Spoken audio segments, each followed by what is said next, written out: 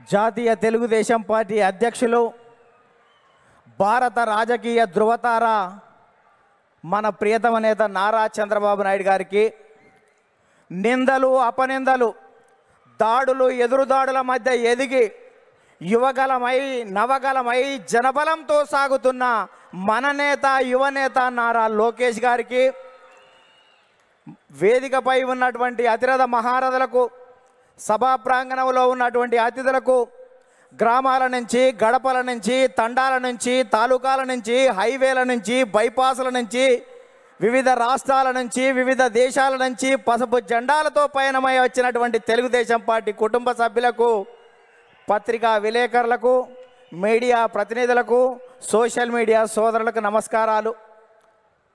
అందుకనే చెట్టు మీద కూర్చున్నటువంటి పక్షి కొమ్మ బలాన్ని నమ్ముకోదు, రెక్కల బలాన్ని నమ్ముకుంటుంది. తెలుగుదేశం పార్టీ కార్యకర్తల బలాన్ని, బలగాన్ని నమ్ముకుంటుంది. కాబట్టి కార్యకర్తలే ఈ పార్టీకి ఇంధనం. అందుకే మీకు నా తొలివందనం అని ఈ సందర్భంగా గుర్తు చేస్తున్నాను. అద్భుతమైనటువంటి వాతావరణం ఇది. మొన్నటి వరకు ఒక రకంగా ఉండే, మా కాడ ముక్కోడు పోయిండు, మీ కాడ తిక్కోడు పోయిండు. ఇవాళ ముక్కాయనేమో లిఫ్ట్ ఇరిగేషన్, తిక్కాయనేమో ఆత్మలతోటి మాట్లాడేటువంటి పరిస్థితి ఏర్పడ్డది. ఈ సమయంలో జనం కోసం, జాతి కోసం, పేదల కోసం, బీదల కోసం మహానాడు ఏర్పాటు చేసుకొని అధికారంలో ఉంటే ప్రజలకు చేయవలసిన దాని గురించి, ప్రతిపక్షంలో ఉంటే ప్రజా సమస్యల మీద మాట్లాడేటువంటి ఈ మహానాడు వేదికపై, ఈ మహత్తరమైన వేదికపై తెలుగు జాతి విశ్వఖ్యాతి అనేటువంటి అంశం మీద ఈ తీర్మానాన్ని బలపరిచే అవకాశం ఇచ్చిన బాబు గారికి ధన్యవాదాలు.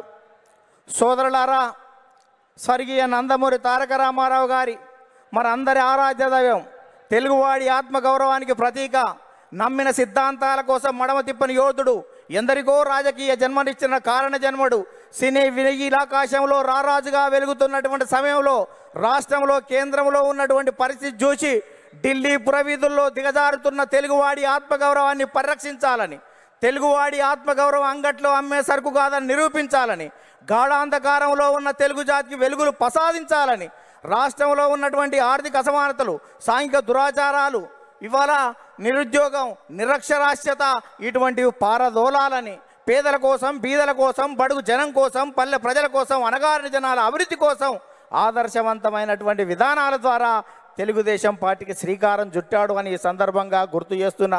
అందుకనే తెలుగుదేశం పార్టీ ఆవిర్భావం తర్వాత రాష్ట్ర రాజకీయాల్లో పెను సంచలనం చంపింది.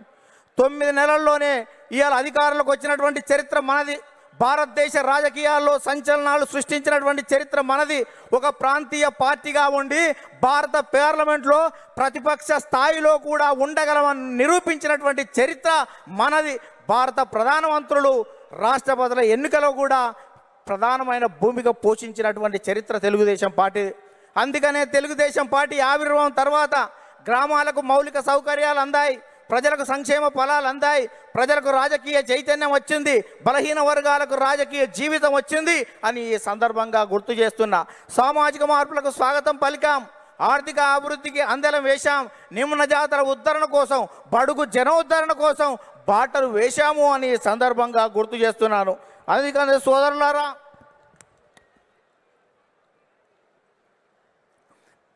బడుగు జనోద్ధరణ కోసం బాటలు వేశాం.